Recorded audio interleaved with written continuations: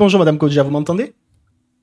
Oui, oui, je vous entends. Oui. Parfait, très bien. Merci de votre présence. Alors, je vous représente brièvement. Donc, vous êtes Nathalie Kodja, vous êtes la candidate Renaissance pour la 5e circonscription des Français de l'étranger pour l'élection législative partielle qui a lieu dans le cadre du remplacement du précédent mandat qui était détenu par Stéphane Vogetta, qui a été invalidé par le Conseil constitutionnel. Et vous avez accédé depuis le week-end dernier au second tour de cette élection qui se tiendra dimanche prochain, pas celui-ci, le prochain.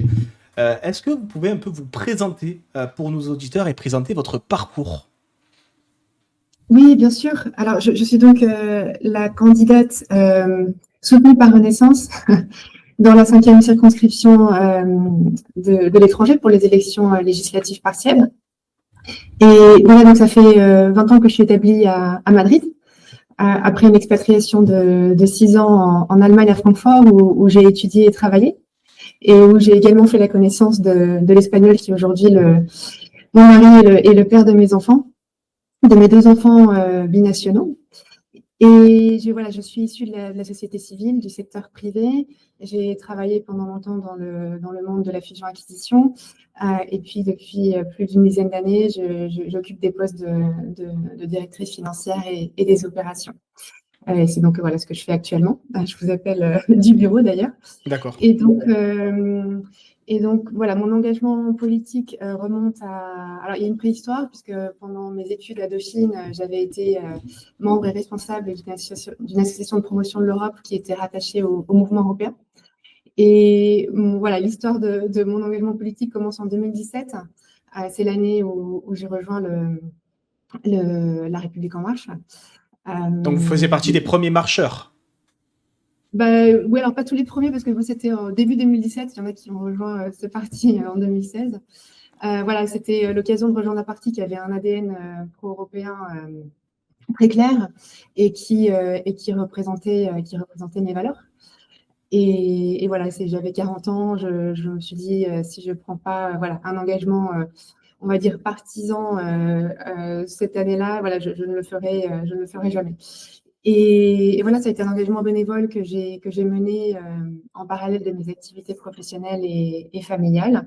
En 2020, voilà, j'ai rejoint... Alors, il s'agissait des élections consulaires qui ont été reportées à 2021 suite à la pandémie. Et donc, je m'étais présentée sur la liste de Stéphane Vogetta.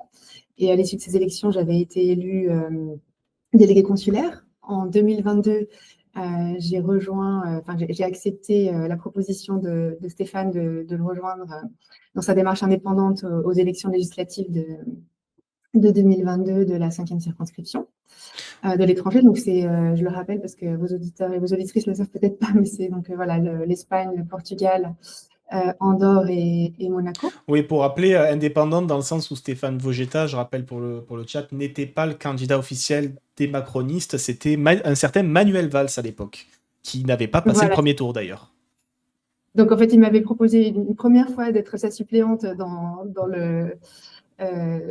au moment où on pensait qu'il allait être investi. On faisait tous les deux partie de la République En Marche, et j'ai réaccepté sa proposition d'être la suppléante une fois qu'on en a tous les deux été exclus et que notre campagne s'est faite en dissidence. Et en 2024, suite à la dissolution, j'ai réaccepté d'être sa suppléante, et les électeurs et les électrices de la 5e circo nous ont réélus avec encore plus de clarté, puisque nous avons obtenu 62% au deuxième tour. Et suite à ces circonstances imprévues que vous venez de décrire cette année, donc suite à la démission d'office de Stéphane, obligée par la Oui. décision constitutionnelle, j'ai décidé de me porter candidate pour ces élections législatives. D'accord. Et alors, du coup, la question, c'est que vous avez un peu répondu, c'est pourquoi avoir été candidate dans cette 5e circo, mais surtout pourquoi avec l'étiquette Renaissance cette fois-ci, tandis que la dernière fois, à part en 2024, là, vous étiez en dissidence. Vous êtes allé récupérer cette étiquette, ou c'est eux qui sont revenus ponctuellement vers vous depuis 2024 et cette fois encore pour vous proposer cette investiture? Non, alors ça ne s'est pas tout à fait passé comme ça. Moi, j'ai réadhéré à Renaissance en 2022, donc je suis D'accord. adhérente de Renaissance depuis 2022. Pour ces élections, si je n'ai pas demandé l'investiture, j'ai demandé le soutien. Donc, j'y vais comme candidate soutenue par Renaissance. Donc, je suis également soutenue par le Modem et pour ce deuxième tour aussi par Horizon.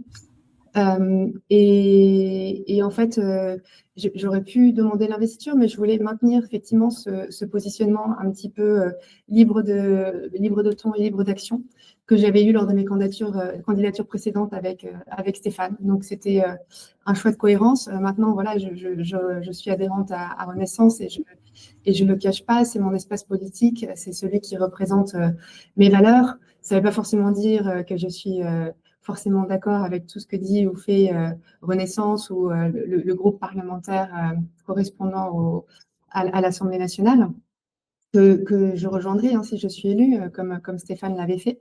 Parce que voilà, ça représente mes valeurs et aussi c'est un moyen d'être un député c'est un moyen d'avoir des leviers d'action parce que si vous faites partie du groupe des non inscrits à l'Assemblée nationale, vous n'avez aucun moyen de faire, en fait. C'est ce que j'allais vous demander. Est-ce que vous, comme Stéphane Vogetta, vous comptez être membre apparenté du groupe ou être membre à part entière? Parce que M. Vogetta était membre apparenté. Quelle est votre position là-dessus?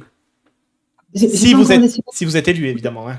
J'ai pas encore décidé, mais je pense qu'aujourd'hui, honnêtement, ça fait pas une grande différence. Donc, c'est vraiment, je pense que c'est vraiment une décision symbolique parce que dans la pratique, ça change pas grand-chose en fait. Donc, c'est pour ça que j'ai pas pris le temps de beaucoup réfléchir parce que mon idée, c'est d'être loyale à ce groupe. Voilà. Mais effectivement, si un jour je suis vraiment en grand désaccord avec ce qui doit être voté, je n'hésiterai pas à le faire, que je sois membre apparenté ou membre à part entière, comme le font tous les députés, en fait. D'accord. Les groupes aujourd'hui, je pense que la discipline de parti, je pense que ça fait un peu partie du passé, mais je compte quand même être une députée responsable. Et si je fais partie de ce groupe, forcément, je n'exprimerai mes désaccords que s'ils sont grands et significatifs. Enfin, voilà, c'est un peu l'idée que j'ai derrière la tête. Pour rester dans la continuité de EPR, Renaissance, il y a Sardinero dans le chat qui pose la question un peu brute. Vous êtes candidate Renaissance, c'est-à-dire la continuité d'Emmanuel Macron. Vous disiez être à LREM depuis 2017, même à l'époque. Et donc, pour reprendre ses propos, après 7 ans de présidence de la France est fracturée, désindustrialisée et ou submergée par l'immigration, pourquoi devrions-nous continuer à voter pour ce bilan? Donc, vous avez potentiellement un électeur de droite, vous savez, c'est cet électorat RN ou LR que vous avez besoin potentiellement pour gagner ce second tour. Qu'est-ce que vous répondriez à cette question? Alors, je pense que c'est pas vrai. La France, justement, a recommencé à ouvrir des usines alors que jusqu'en 2017, on ne faisait qu'enfermer. Et sur l'immigration, écoutez, il y a quand même il y a des mesures qui ont été prises et effectivement, on peut toujours en prendre d'autres. Moi, je suis, comme vous le savez, je m'intéresse beaucoup à ce qui se passe au niveau européen parce que je pense que c'est aussi un échelon très important et là où on peut agir. Et vous savez qu'il y a une directive sur les retours, ce qu'on appelle en France les OQTF.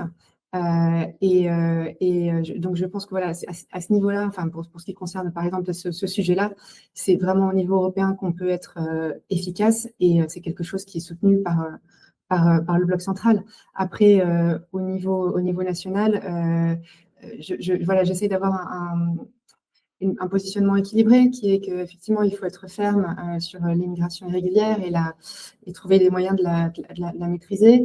Maintenant, c'est vrai que je pense aussi que notre économie a besoin de l'immigration. Alors, il faut le faire de manière encadrée. Et d'ailleurs, un de mes collègues députés de l'étranger a proposé de mettre en place un système de points comme l'a fait le Canada.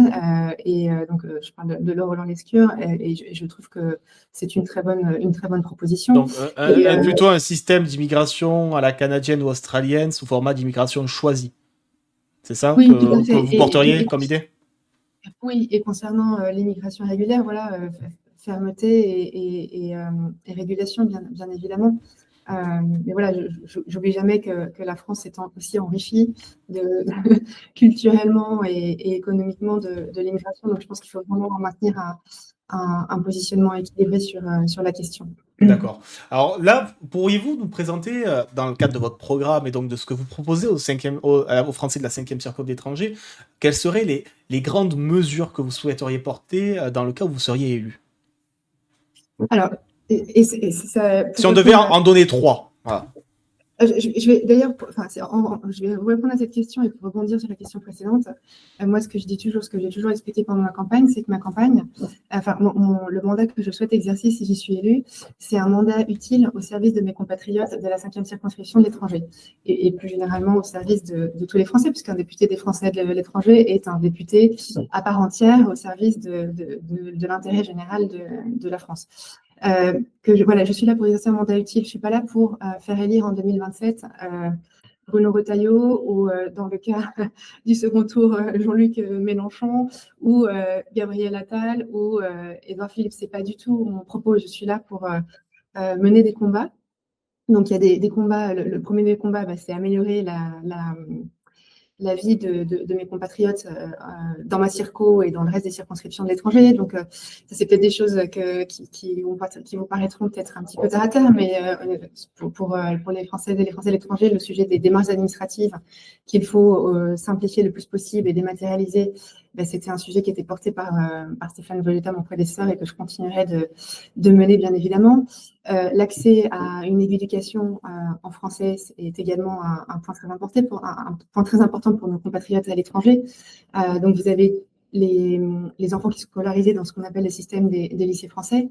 Ce système qui est vraiment au pied du mur, puisqu'il y a eu en fait, il souffre d'un déficit structurel depuis des années, auquel s'est ajouté un déficit conjoncturel cette année suite à la validation chaotique du budget. Donc, il faut trouver des solutions pour maintenir la pérennité de ce budget. Et donc, je prendrai ma part aux discussions qui sont en cours pour trouver des solutions. Et après, vous avez tous ces enfants en fait, de l'étranger, français de l'étranger, qui sont scolarisés dans les systèmes locaux, mais dont les parents souhaitent, à qui les parents souhaitent également transmettre une culture, enfin la culture et la langue française, et c'est la majorité d'entre eux. Et donc là, il faut trouver des systèmes alternatifs. Vous avez, donc c'est pour ça que je soutiendrai tous des dispositifs alternatifs comme les associations Flammes. Ce sont des associations qui proposent en fait des activités extrascolaires en langue française, justement pour permettre à des enfants qui sont scolarisés dans des systèmes locaux en Espagne ou au Portugal d'acquérir la culture et la langue française. Et puis vous avez aussi, en Espagne, il y a beaucoup dans le système local espagnol, vous avez des filières bilingues, français-espagnol. Et donc, voilà, je soutiendrai également toute la consolidation de ce réseau. Après, sur le plan national, je m'inscrirai dans la continuité de l'action de Stéphane en ce qui concerne la défense des mineurs et du public en général contre les dérives du numérique, promouvoir une plus grande sincérité de nos comptes publics et une meilleure efficacité de la dépense publique, tout en respectant l'équité intergénérationnelle. Et à cela, j'ajoute en fait un combat propre qui est un combat personnel, mais universel, qui est promouvoir en fait une meilleure prise en compte de la neurodiversité dans le monde du travail et notre système éducatif. Voilà, c'est un sujet qui me tient à cœur. D'accord. Alors, vous venez tout juste d'évoquer le travail de Stéphane Vojetta, notamment sur le numérique, et j'ai Stioffan qui pose une question sur la distribution des rôles, que je cite. Quelle est la distribution des rôles entre Stéphane Vojetta et vous-même? Est-ce un secret de Polichinelle que vous n'êtes là que temporairement jusqu'à la prochaine élection et son potentiel retour? Alors, Stéphane, dans cette candidature, me soutient en tant qu'ex-député. J'ai été sa suppléante. Ça fait pas mal de temps maintenant qu'on travaille ensemble. On est très différents dans le style ou notre manière d'aborder les choses. On peut avoir des sensibilités différentes sur certains sujets, mais c'est vrai qu'on se rejoint sur l'essentiel, sur les valeurs, sur notre volonté de faire de la politique utile au service de nos compatriotes. Et de ce point de vue-là, on est complémentaires, on travaille très bien ensemble. Donc Stéphane m'aide beaucoup dans cette campagne. Il n'est pas le seul, il y a également mon suppléant Nicolas Marty de Barcelone, que je vous encourage à interviewer plus en avant. J'ai toute une équipe de bénévoles, de sympathisants, de militants, d'élus, de relais qui me soutiennent également. Et voilà, j'en profite pour les remercier chaleureusement. C'est précieux dans la mesure où je continue à travailler à plein temps. Et voilà, et pour en revenir à Stéphane, écoutez, voilà, c'est un soutien, il met dans la campagne. En 2027, s'il décide de se représenter, je le laisserai, j'accepterai à nouveau d'être sa suppléante, c'est pas un souci pour moi. Je considère qu'en 1 an et demi, on peut faire beaucoup de choses et que c'est un honneur d'être député et de pouvoir rendre service à son pays, quelque temps que ce soit. D'accord. Et d'ailleurs la question toujours de Siofan et qui rebondit aussi sur ce que vous voulez dire par rapport à votre vie professionnelle. Si vous êtes élu, comment ça va changer? Qu'est-ce qui va changer au sein de votre vie personnelle professionnelle par rapport au fait que vous travaillez dans une circonscription des Français de l'étranger? Comment ça va s'organiser pour pouvoir faire ces travaux autant à Paris à l'Assemblée nationale tout en continuant à faire ce que vous faisiez potentiellement en Espagne. Vous êtes en Espagne, c'est ça? Si je me trompe Oui, pas. je suis Oui, à oui. Madrid, je suis basée à Madrid. Alors là, j'arrêterai de travailler parce que évidemment, c'est pas compatible avec un mandat de député. Mon entreprise est au courant et ils me soutiennent en fait humainement dans cette démarche. Mhm. Voilà, donc oui, j'arrêterai de travailler. Ça aura des conséquences sur ma vie familiale et professionnelle, enfin personnelle, pardon, puisque je pense que je ferai la même chose que Stéphane, hein. Je pense que je continuerai à être la seule députée qui n'habite pas en France et qui habite à l'étranger. Donc, ce que je ferai, c'est que je partirai le lundi soir ou le mardi matin à Paris et je reviendrai le jeudi soir à Madrid. Et puis, de temps en temps, un lundi ou le vendredi, au lieu de travailler à Madrid, j'irai à Lisbonne, à Barcelone, à Porto, à Malaga, voilà, la rencontre des électrices et des électeurs de ma circonscription. Donc, oui, effectivement, ça aura un impact. Ce ne sera pas facile pour ma famille, mais ils me soutiennent également dans cette aventure. Ça rebondit parfaitement avec ma prochaine question. Comment rencontrerez-vous les Français de votre circonscription et comment ne pas être une énième députée de l'étranger qui est juste élue pour faire carrière à Paris et créer ses réseaux pour la prochaine étape sans pour autant travailler pour sa circonscription? Parce que c'est quelque chose qui est beaucoup reproché aux parlementaires des Français de l'étranger. C'est au final n'aller dans cette circonscription que pour être élu et à la fin, limite, ne plus s'en saisir.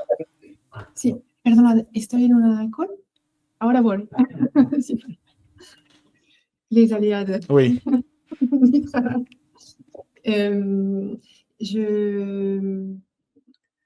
Excusez-moi. Oui, alors concernant, déjà, je vais continuer d'habiter dans la circonscription.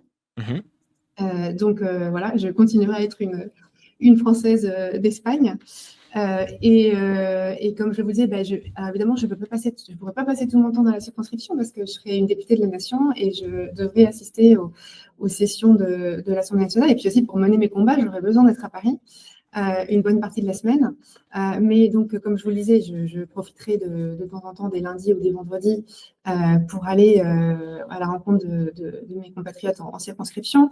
Je maintiendrai le système de Stéphane d'avoir une ligne WhatsApp sur lesquelles les gens peuvent m'écrire et sur lesquelles j'y répondrai. On aura également un email. Je continuerai en fait sur Stéphane l'a beaucoup fait en fait quand il y avait des choix difficiles à faire à l'Assemblée, par exemple sur la fin de vie ou je me souviens sur la tauromachie. En fait, il consultait les électrices et les électeurs. Ça, je continuerai à le faire et je continuerai à rendre compte de mon action dans une newsletter mensuelle comme le faisait Stéphane. Donc sur la méthode en fait, qu'il ne s'inquiète pas, je continuerai à faire la même chose. Et je pense que c'est pour ça que Stéphane, le travail de Stéphane a aussi été apprécié dans la circonscription. C'est parce que c'était vraiment un député proche de ses compatriotes. Et je souhaite, en ce sens-là, être aussi une députée de ce type-là. D'accord. Alors, je vais revenir sur les résultats de ce premier tour qui a eu lieu dimanche dernier. Donc, vous êtes arrivé en tête avec 26,35% des voix, une participation relativement faible, 17,02% de participation. et un recul quand même par rapport au précédent scrutin des voix obtenues par le candidat Renaissance, donc Stéphane Vogetta, un recul de 7,33 points.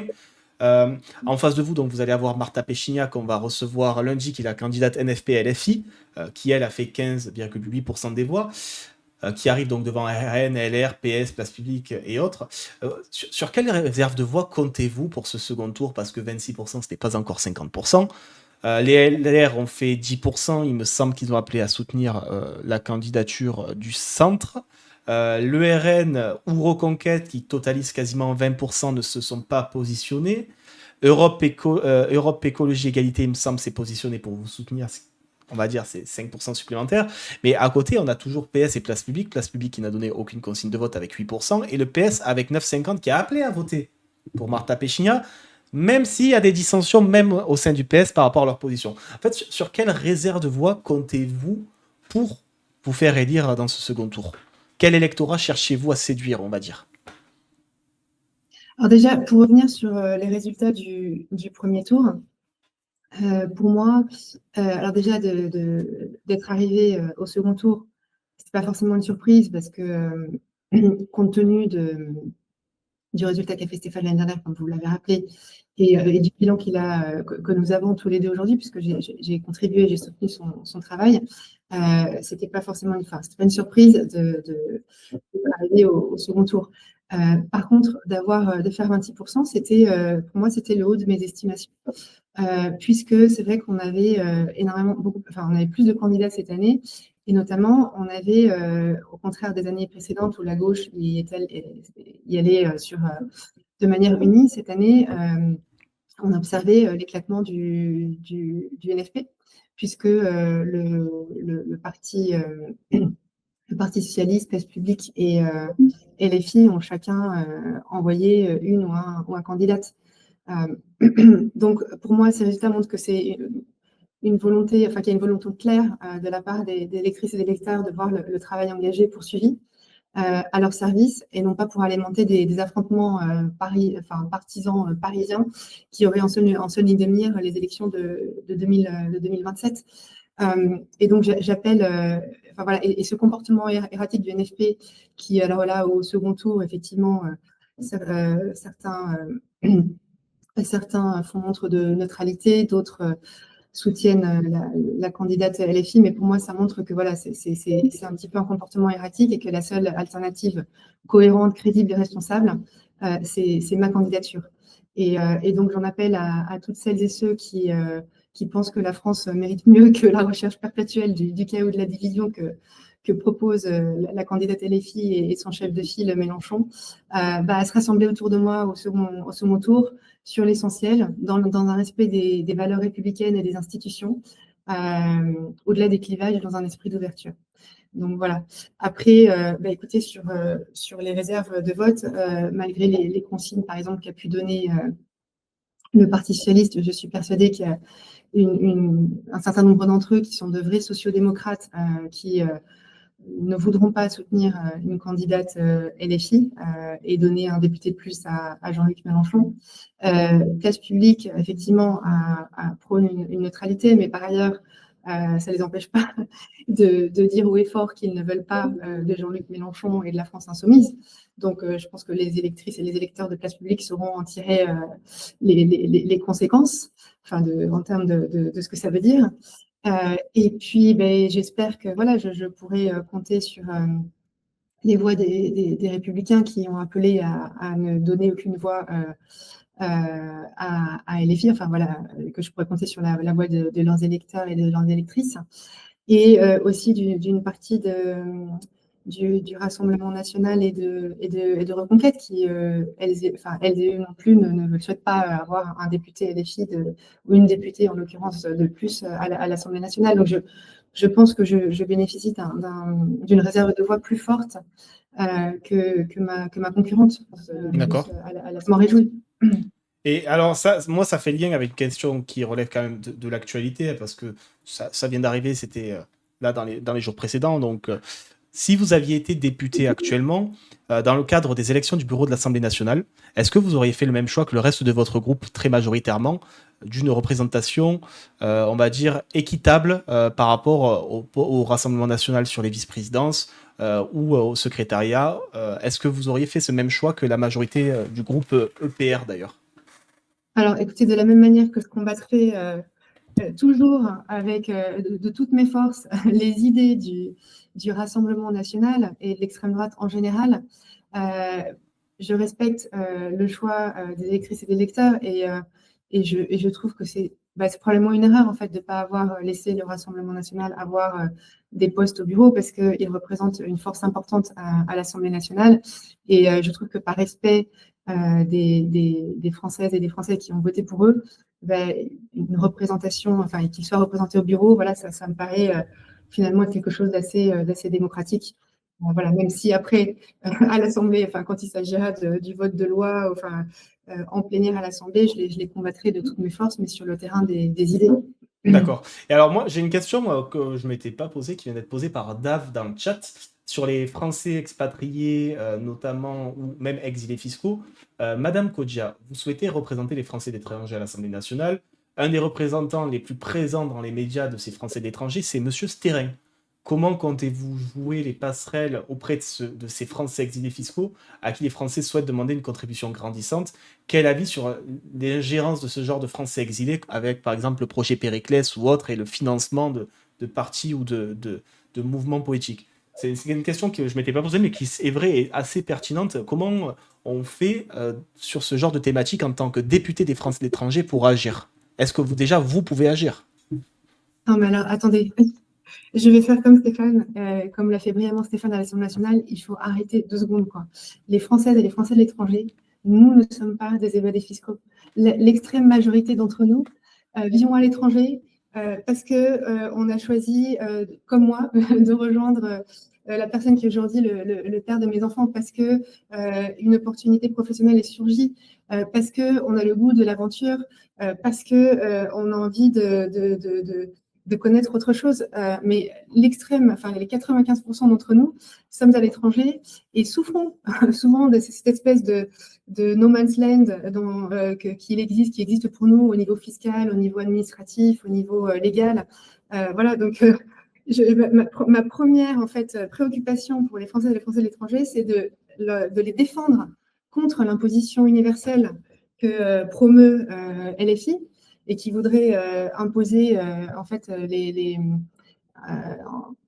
Français en suivant le critère de la nationalité et non plus de la résidence. Enfin, je rappelle quand même que nous payons des impôts dans nos pays de résidence et voilà, et c'est vrai que alors je salue l'État français qui finance, qui subventionne un petit peu les lycées français à l'étranger et qui a un très bon réseau consulaire à l'étranger et qui donc nous donne des services. Hein. Je ne remets pas ça en cause, mais c'est un peu des cacahuètes comparé en fait à, aux impôts et aux services que nous recevons, enfin que nous payons, que nous recevons des pays dans lesquels nous résidons. Donc en fait, voilà, donc ma première préoccupation, c'est d'éviter ça. Je pense que l'imposition devrait être en fonction de la résidence et non de la nationalité. Voilà, et donc l'imposition universelle, c'est quelque chose qui est remis sur la table tous les ans par LFI, qui est soutenu souvent par le Parti socialiste, enfin en général c'est soutenu par le Parti socialiste, les écologistes et le RN également, et je m'inscris complètement en faux par rapport à ça, et donc mes compatriotes et tous les Françaises et les Français de l'étranger peuvent compter sur moi pour les défendre contre ça. D'accord, merci. Eh ben, on va arriver vers la demi-heure. Je vous laisse essayer de nous faire une petite conclusion et nous expliquer pourquoi les Français de l'étranger de la 5e circonscription, donc je rappelle Andorre, Monaco, Portugal et Espagne, devraient voter pour vous le dimanche 26, non, le dimanche 12, pardon, dimanche 12 octobre, donc dimanche prochain. Alors, parce que je suis la seule à vouloir exercer un mandat utile à leur service, que je ne suis pas là pour faire élire un quelconque chef de file, notamment Mélenchon en 2027, parce que je pense que sur certains sujets circonscrits, malgré la situation compliquée, la situation politique compliquée, je pense qu'on peut obtenir des avancées et je suis déterminée à les obtenir. Et que voilà, je suis la seule à proposer une alternative cohérente qui peut rassembler autour de valeurs républicaines contre la candidate de Mélenchon. D'accord. Eh ben, je vous remercie, Madame Kodja, de votre présence et de votre disponibilité. Je vous souhaite une bonne fin de campagne pour la semaine qui arrive et ce week-end. Et merci à vous. Merci beaucoup, Robin. Bonne journée. Bonne journée, au revoir. Au revoir.